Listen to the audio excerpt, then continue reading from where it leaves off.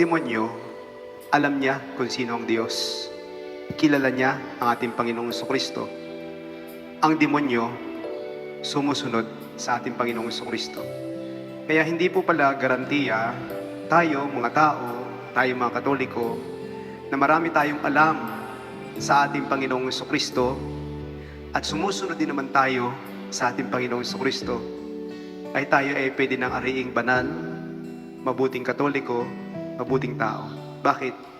Kaya din gawin yon ng demonyo.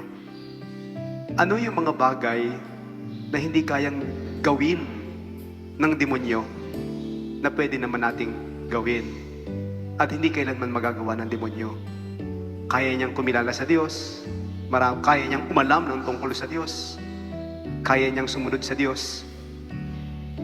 Pero ano yung hindi kayang gawin ng demonyo na pwede nating gawing mga tao?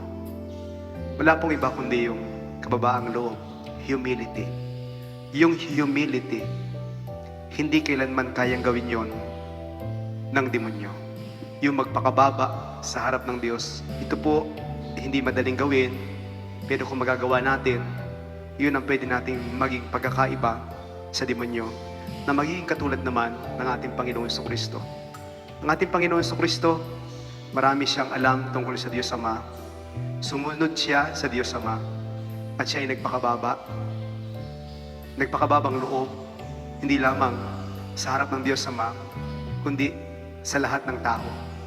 Kaya sa pagpakababang loob, hindi lang tayo nagkakaroon ng pagkakaiba sa demonyo, kundi nagiging kagaya natin at natutularan natin ang ating Panginoong Jesucristo, na yun ang hindi kayang gawin maging ng demonyo.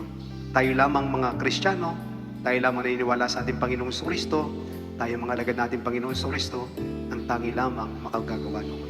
Amen.